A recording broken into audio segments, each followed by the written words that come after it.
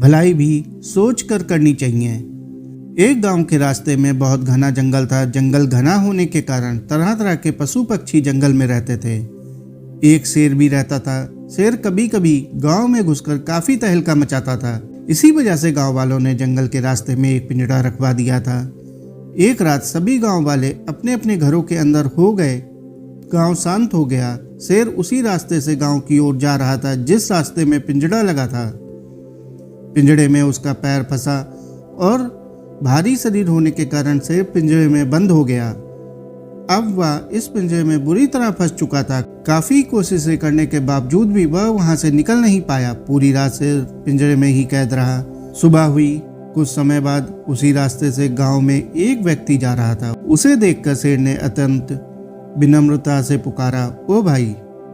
वह व्यक्ति शेर को पिंजरे में देखकर डर गया। शेर को बहुत तेज भूख लगी थी। शेर ने उस व्यक्ति से कहा, मेरी सहायता करो, मुझे बहुत तेज प्यास लगी है, कृपया मुझे पानी पिला दो।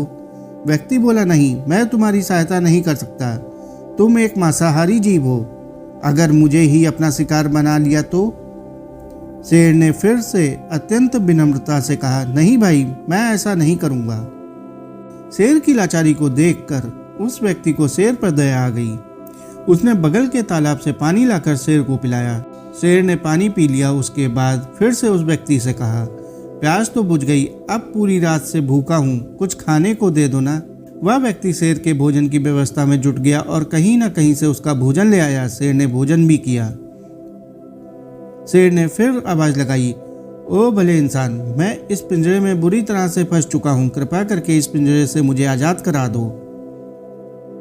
वह व्यक्ति बोला, नहीं नहीं, मैं तुम्हारी और सहायता नहीं कर सकता, तुम एक मांसाहारी जीव हो, पिंजरे के बाहर आते ही तुम अपने स्वभाव में आ जाओगे।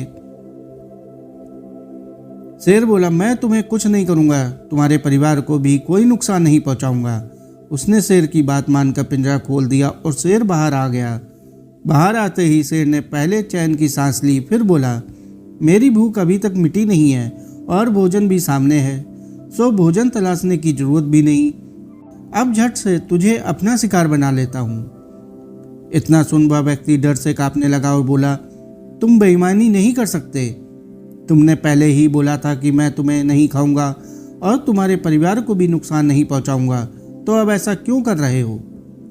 शेर बोला, मैं प्राणी ही उसी तरह का हूँ, मुझे बहुत जोर से भूख लगी है, इसलिए अब कुछ नहीं हो सकता। संयोग से यह सब घटना पास के पेड़ पर बैठा एक बंदर देख रहा था। शेर और उस व्यक्ति में बहस चल रही थी। तभी बीच में बंदर बोल पड़ा, क्या बात है, क्या बहस हो रही है। उस व्यक्ति ने बंदर को सारी बात बताई। बंदर बोला, अच्छा तो यह बात है, वैसे मुझे एक बात समझ नहीं आई, इतना बड़ा शेर इस छोटे से पिंजरे में आ कैसे सकता है। नहीं नहीं, ये हो ही नहीं सकता। शेर अपनी बेइज्जती होते देख बिफर गया और बोला, ये व्यक्ति ठीक कह रहा है, मैं इस पिंजरे में पूरी रात कैद था। बंदर बोला, मैं कैसे यकीन करूं। शेर बोला, इस पिंजरे में फिर से जाकर मैं अभी दिखा देता हूं। इतना कहकर शेर फिर से उस पिंजरे में चला गया और पिंजरे का दरवाजा बंद हो गया। अब शेर बोला, देखो मैं इस तरह पिंजरे में था। बंदर उस व्यक्ति से बोला, अब देख क्या रहे हो, तुरंत अपनी जान बचाकर भाग लो। वह व्यक्ति वहां से भाग गया और शेर फिर पिंजरे में कैद होकर रह गया।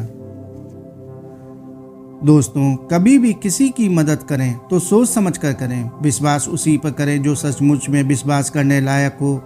बहुत से लोग सच बोलने का दिखावा करते हैं और लोग उन पर पहली बार में ही भरोसा कर भी लेते हैं।